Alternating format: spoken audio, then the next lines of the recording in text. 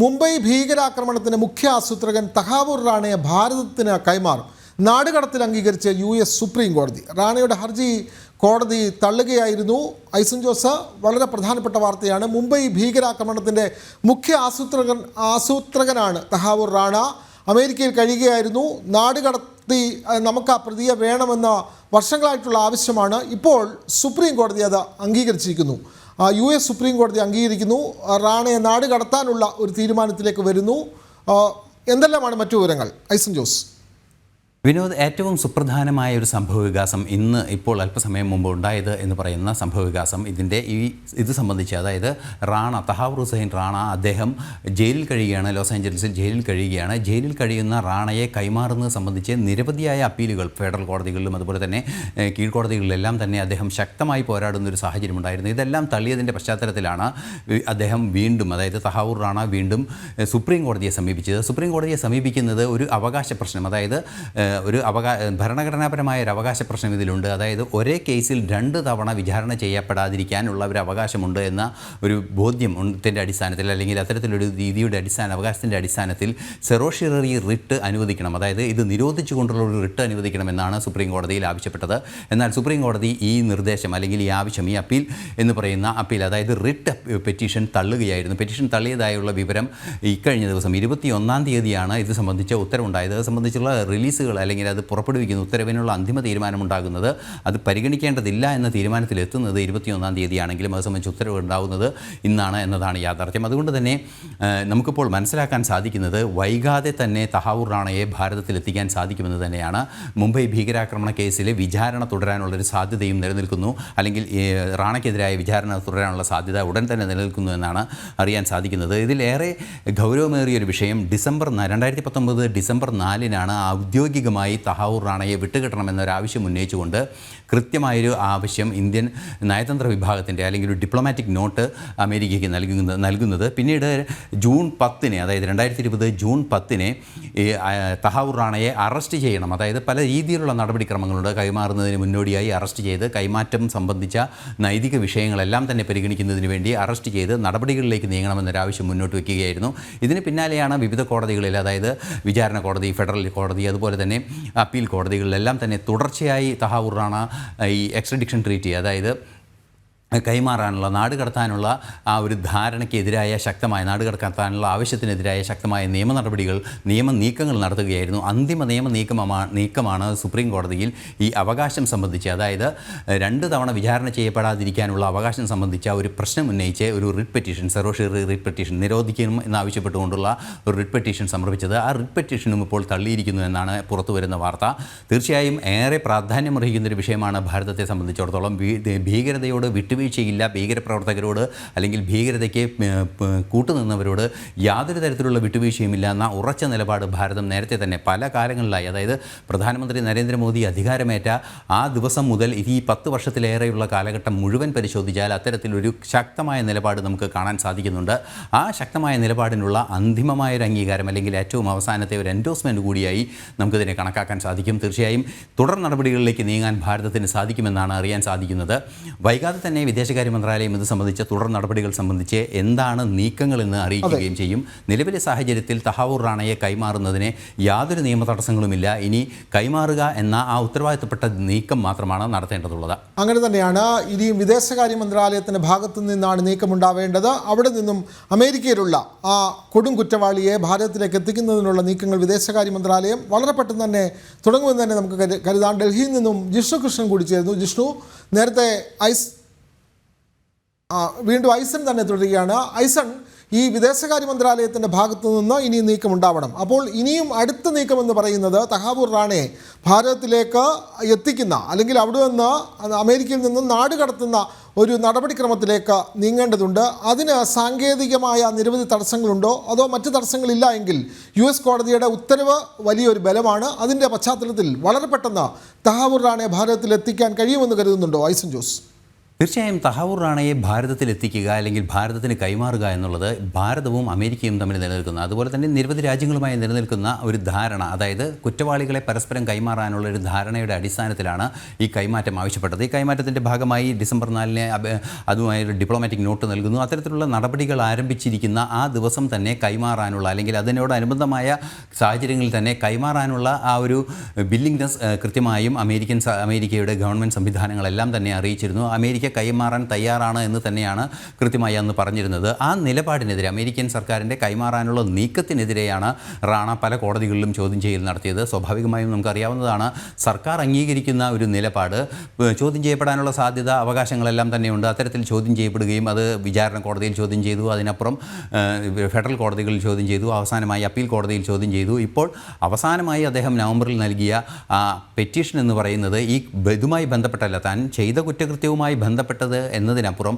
ആ കുറ്റകൃത്യത്തിൽ ഒരു തവണ വിചാരണ ചെയ്യപ്പെട്ടിരിക്കുന്നു അമേരിക്കയിൽ, ഇനിയും വിചാരണ ചെയ്യേണ്ട സാഹചര്യം ഒഴിവാക്കണമെന്നൊരു ആവശ്യം ഉന്നയിച്ച് ഒരു അവകാശ പ്രശ്നമായി, ഒരു ഭരണഘടനാ അവകാശ പ്രശ്നമായി, ഒരു സെറോഷ്യറി റിട്ട് അപേക്ഷയുമായാണ് അദ്ദേഹം കോടതിയിലെത്തിയത്, സുപ്രീം കോടതിയിലെത്തിയത്. അതൊരു ഭരണഘടനാ അവകാശം സ്ഥാപിച്ചു കിട്ടണമെന്ന അന്തിമമായൊരാവശ്യമാണ്. അതിനുള്ള യോഗ്യതയും ഈ വിഷയത്തിലില്ല, അല്ലെങ്കിൽ ഭരണഘടനാപരമായ അവകാശങ്ങളൊന്നും ലഭ്യമാക്കത്തക്ക സാധ്യതകൾ അല്ലെങ്കിൽ അതിനുള്ള അവകാശങ്ങൾ നിലനിൽക്കുന്നില്ല എന്ന് കൃത്യമായി US സുപ്രീം കോടതിക്ക് ബോധ്യപ്പെട്ടതിൻ്റെ അടിസ്ഥാനത്തിലാണ് ഈ ഹർജി തള്ളുന്നതായി പ്രഖ്യാപിച്ചത്. പെറ്റീഷൻ ഡിനൈഡ് എന്ന് പറയുന്ന ആ ഒരു മറുപടി ആ കോടതിയുടെ ഭാഗത്തു നിന്നുണ്ടായത്. അത്തരത്തിൽ ആ പെറ്റീഷനെ തള്ളിക്കളഞ്ഞിരിക്കുകയാണ്. പരിഗണിക്കുക പോലും ചെയ്യാതെ പെറ്റീഷൻ തന്നെ തള്ളിക്കളഞ്ഞിരിക്കുന്ന ഒരു സാഹചര്യത്തിൽ നിയമ തടസ്സങ്ങൾ യാതൊന്നുമില്ല, സർക്കാർ അംഗീകരിക്കുകയും ചെയ്തിരിക്കുന്നു എന്നൊരു യാഥാർത്ഥ്യം കൂടി നിലനിൽക്കുന്നുണ്ട്. ഈ ഒരു പശ്ചാത്തലത്തിലാണ് തുടർ നടപടികൾ കൈകാര്യം ചെയ്യേണ്ടത്. നമുക്കറിയാവുന്നതാണ്, അതീവ സുരക്ഷാ സംവിധാനങ്ങളിൽ ഈ റാണയെ ഇവിടെ കൊണ്ടുവരേണ്ടതുണ്ട്. അതുപോലെ തന്നെ അതീവ സുരക്ഷാ സംവിധാനങ്ങൾ ഉപയോഗിച്ച് അയാളെ പാർപ്പിച്ച് വിചാരണ ചെയ്ത് നടപടിക്രമങ്ങൾ നടപ്പാക്കി അത് അന്തിമമായ വിധി നടത്തുന്നത് അല്ലെങ്കിൽ ശിക്ഷാവിധി നടപ്പാക്കുന്നത് ഉൾപ്പെടെ അതിസങ്കീർണമായ സുരക്ഷാ സംവിധാനങ്ങൾ ഉറപ്പാക്കേണ്ടി വരും. അത്തരം നീക്കങ്ങൾ ഒരേ സമയത്ത് പുരോഗമിക്കുകയും അതിന് സുരക്ഷിതമായ സംവിധാനങ്ങൾ ഒരുക്കുകയും അതുപോലെ തന്നെ സമാന്തരമായി ഈ നാടുകടത്തിൽ നിന്നുള്ള നീക്കങ്ങൾ നടത്തുകയും ചെയ്യണമെന്നതാണ് ഏറെ പ്രാധാന്യമർഹിക്കുന്ന ഒരു വിഷയം. നമുക്കറിയാവുന്നതാണ്, ഡൊണാൾഡ് ട്രംപാണ് പുതിയ പ്രസിഡൻ്റായി അധികാരമേറ്റിരിക്കുന്നു 20-ാം തീയതി.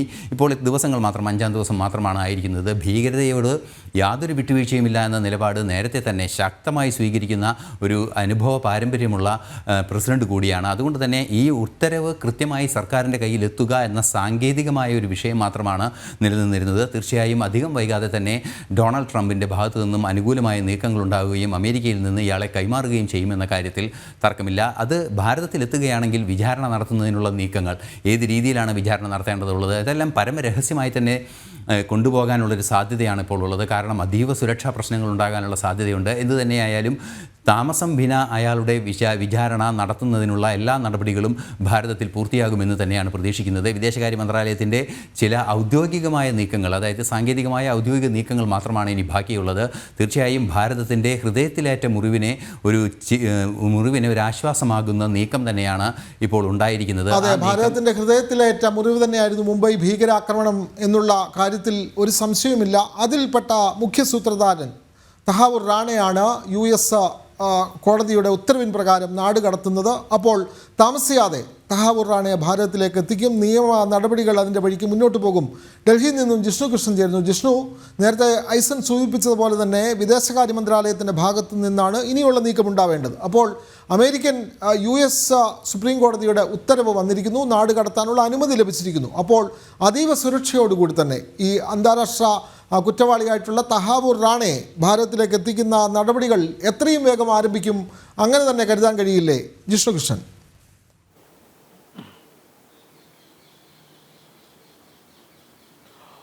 വിനോദ, മുംബൈ ഭീകരാക്രമണ കേസുമായി ബന്ധപ്പെട്ട ഇന്ത്യയിലെ വിചാരണ നടപടികളിൽ നിന്ന് ഒഴിഞ്ഞു മാറാനുള്ള അല്ലെങ്കിൽ അതിൽ നിന്ന് രക്ഷപ്പെടാനുള്ള ഏറ്റവും അവസാനത്തെ നടപടികളും തഹാവൂർ റാണയ്ക്ക് മുൻപിൽ അടഞ്ഞിരിക്കുകയാണ്. കാരണം ഭാരതത്തിലേക്ക് വിചാരണയ്ക്ക് വേണ്ടി കൈമാറുന്നതിനെ നേരത്തെ തന്നെ അമേരിക്കയിലെ കോടതി അംഗീകാരം നൽകിയിരുന്നു, അല്ലെങ്കിൽ അതിന് അനുമതി നൽകിയിരുന്നു. അത് ചോദ്യം ചെയ്തുകൊണ്ട് അമേരിക്കൻ സുപ്രീം കോടതിയിലായിരുന്നു തഹാവൂർ റാണ എത്തിയത്. ഇപ്പോൾ സുപ്രീം കോടതിയും തഹാവൂർ റാണയുടെ ഹർജി നിഷേധിച്ചതോടെ അല്ലെങ്കിൽ അത് തള്ളിയതോടുകൂടിയും രാജ്യത്ത് ഇന്ത്യയിൽ മുംബൈ ഭീകരാക്രമണവുമായി ബന്ധപ്പെട്ട വിചാരണ നടപടികളിലേക്ക് തഹാവൂർ റാണയ്ക്ക് എത്തേണ്ടി വരും.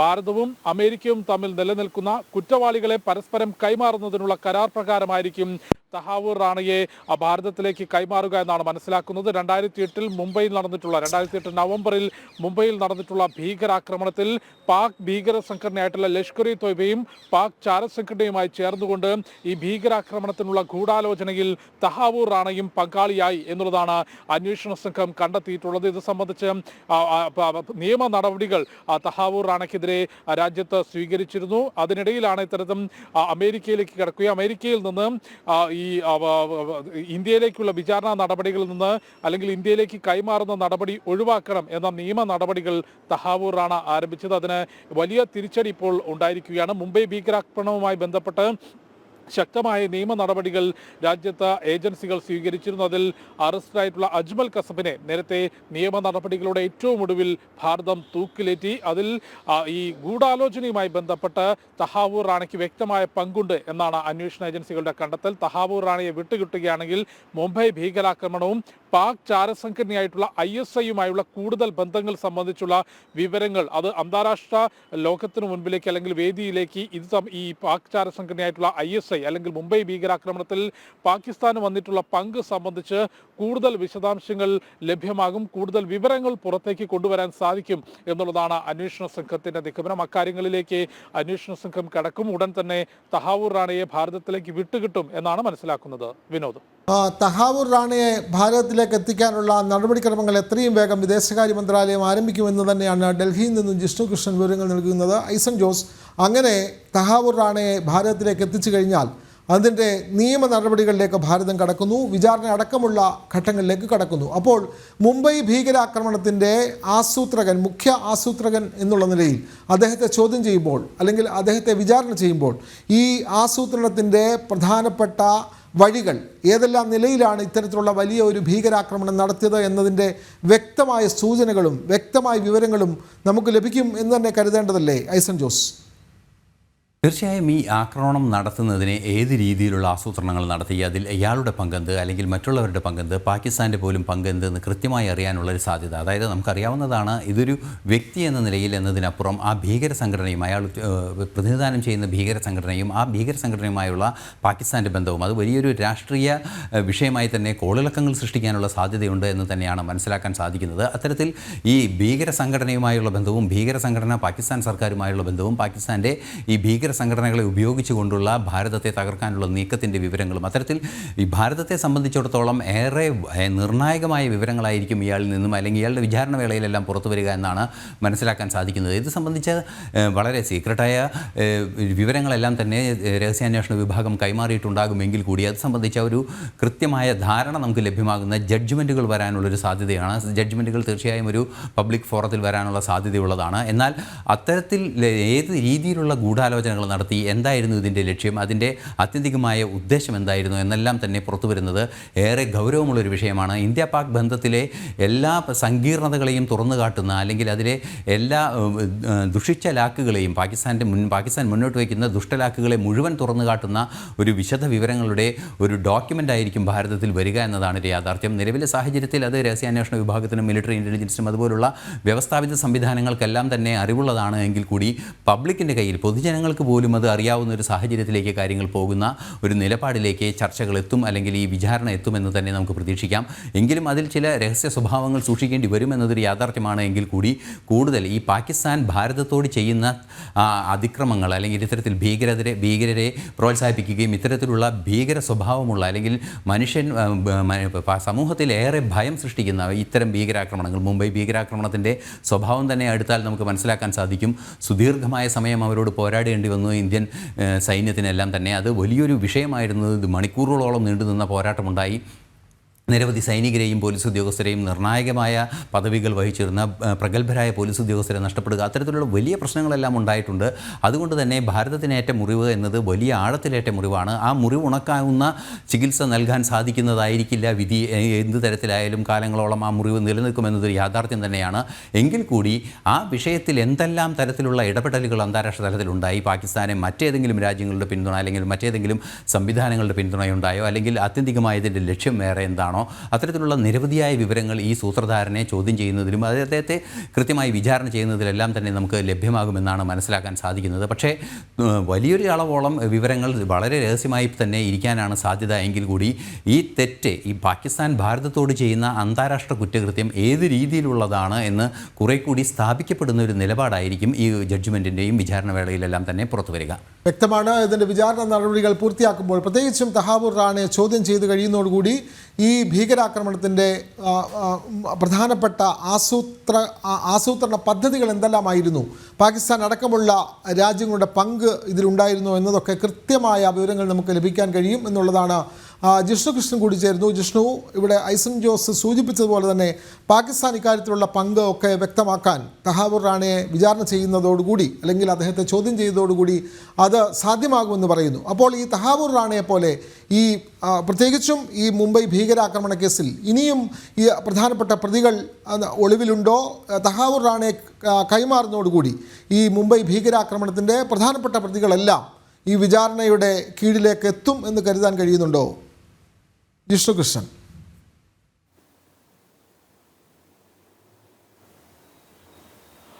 വിനോദ്, മുംബൈ ഭീകരാക്രമണവുമായി ബന്ധപ്പെട്ട വിശദമായ അന്വേഷണം അത് പ്രതിപ്പട്ടികയിലുള്ളവർക്കപ്പുറത്തേക്ക് മുംബൈ കേന്ദ്രീകരിച്ചുകൊണ്ട് നടന്നിരുന്ന ഭീകരവാദ പ്രവർത്തനങ്ങളൊപ്പം പാക് ചാരസംഘടനയായിട്ടുള്ള ISIയും പാകിസ്ഥാൻ കേന്ദ്രീകൃത ഭീകര സംഘടന ലഷ്കർ ഇ തോയ്ബയും കൃത്യമായി ആസൂത്രണം ചെയ്ത് രാജ്യത്തിനകത്തുള്ള വിഘടനവാദ ശക്തികൾ, ഒപ്പം മുംബൈ കേന്ദ്രീകരിച്ച് നടന്നിരുന്ന ഭീകരവാദ പ്രവർത്തനങ്ങൾ ഇവ കൂട്ടുപിടിച്ചുകൊണ്ട് വലിയ ആസൂത്രണം നടത്തിയാണ് മുംബൈയിൽ ഇത്തരത്തിലൊരു ഭീകരാക്രമണം രാജ്യത്തെ നടുക്കിയ, രാജ്യത്തിന്റെ സേനയിലും പൊതുജനങ്ങളിലും ഒപ്പം വിദേശ പൗരന്മാരുടെയും മരണത്തിന് പോലും കാരണമാക്കിയിട്ടുള്ള 3 ദിവസം നീണ്ടുനിന്ന മുംബൈ ഭീകരാക്രമണത്തിന്റെ ഗൂഢാലോചനയും ആ ഭീകരാക്രമണവും നടത്തിയിട്ടുള്ളത്.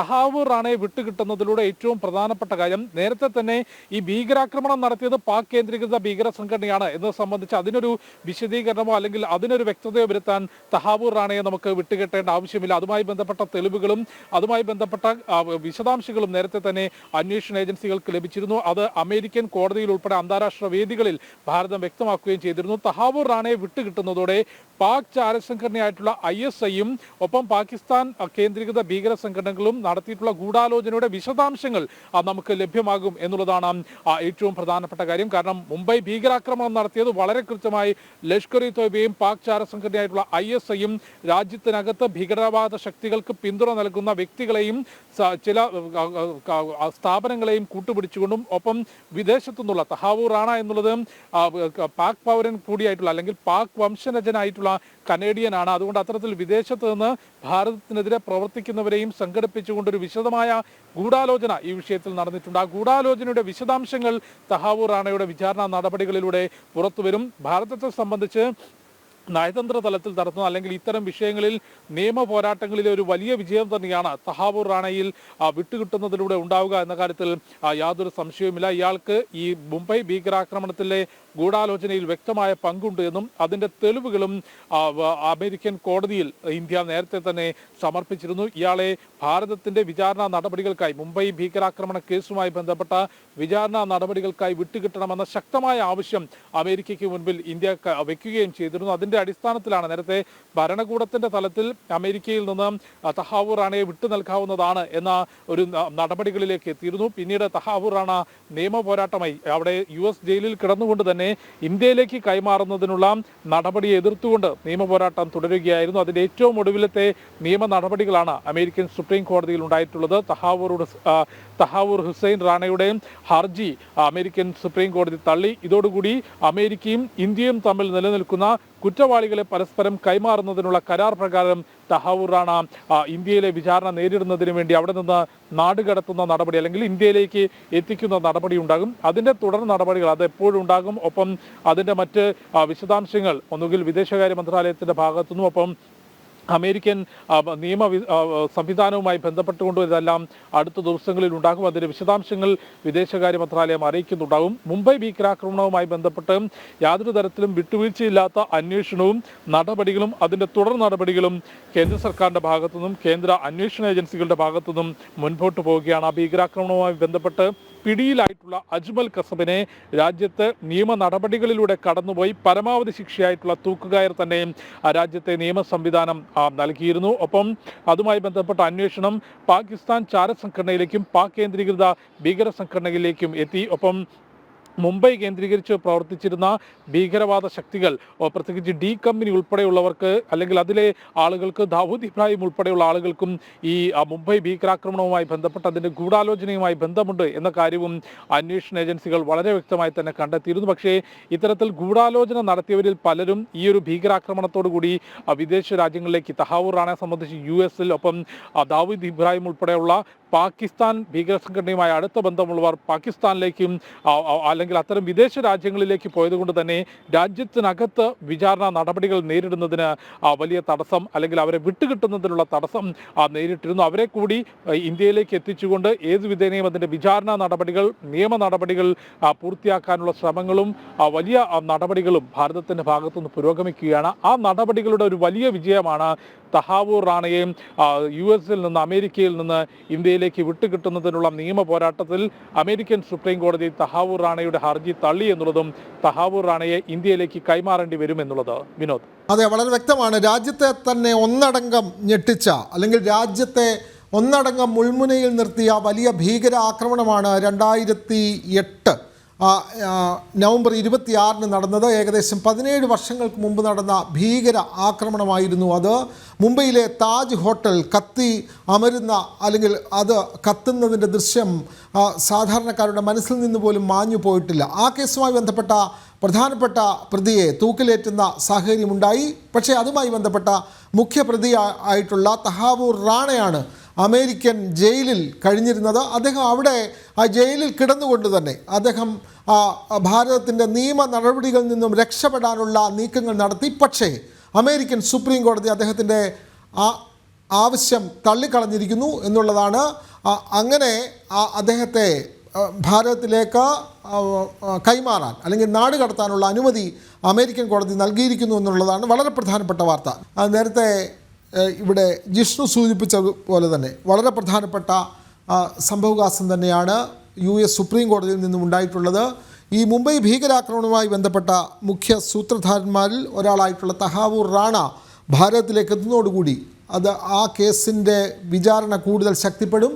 കൂടുതൽ തെളിവുകൾ ലഭിക്കാനുള്ള സാധ്യത വളരെ ഏറെയാണ്. പ്രത്യേകിച്ചും പാകിസ്ഥാന് ഈ ഭീകരാക്രമണത്തിലുള്ള ബന്ധം അത് വ്യക്തമാക്കുന്നതിന് തഹാവൂർ റാണയുടെ വിചാരണ ഏറെ സഹായകരമാകും. അങ്ങനെ തന്നെയല്ലേ നമ്മുടെ നിയമ സംവിധാനങ്ങൾ പ്രതീക്ഷിക്കുന്നതും.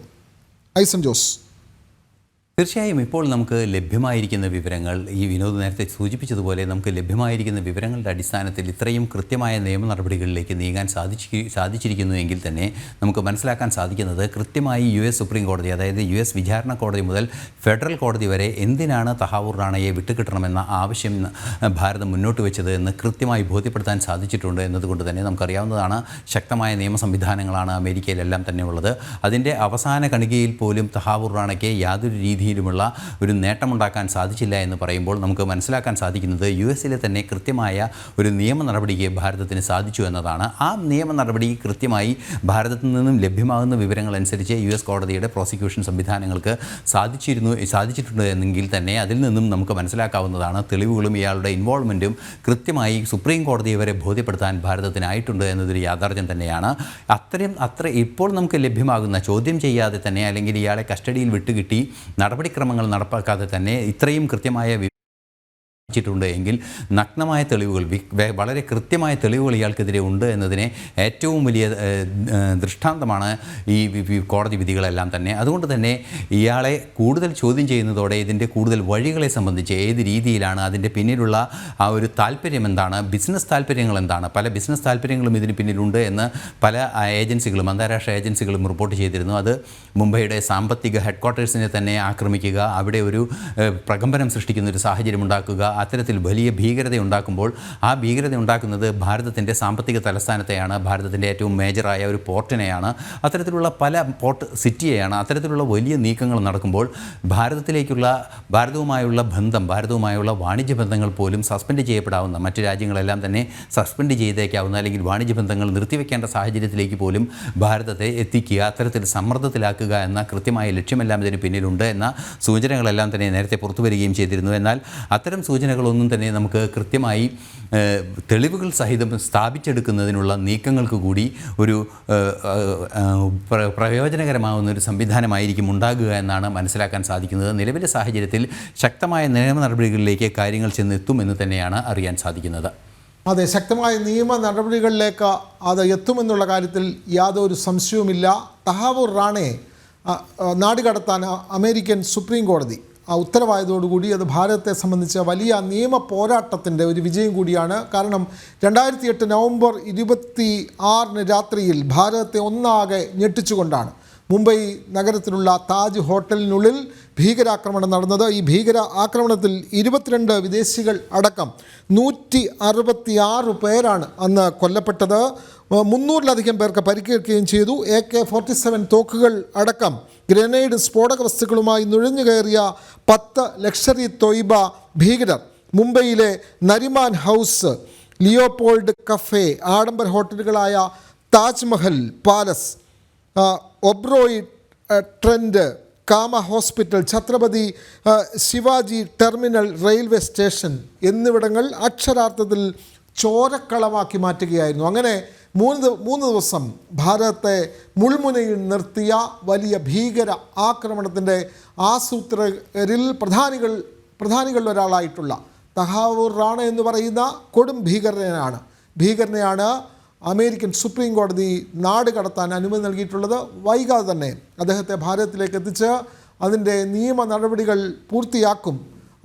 മുംബൈ ഭീകരാക്രമണത്തിൻ്റെ അഴിയാത്ത കഥകൾ, അതിൻ്റെ ചുരുളുകൾ അഴിയാൻ അദ്ദേഹത്തെ ചോദ്യം ചെയ്യുന്നതോടുകൂടി സാധിക്കും എന്നുള്ളത് തന്നെയാണ്. നേരത്തെ ജിഷ്ണു കൃഷ്ണൻ പറഞ്ഞ പോലെ തന്നെ ഐസൻ ജോസ് ഈ തഹാവൂർ റാണയെ ചോദ്യം ചെയ്യുന്നതോടുകൂടി ഈ ഭാരതത്തെ ഒന്നാകെ ഞെട്ടിച്ച ആ ഭീകരാക്രമണത്തിൻ്റെ പ്രധാനപ്പെട്ട അഴിയാത്ത ചുരുളുകൾ അഴിയും. അങ്ങനെ തന്നെയല്ലേ നമുക്ക് വിശ്വസിക്കേണ്ടി വരിക ഐസൻ ജോസ്?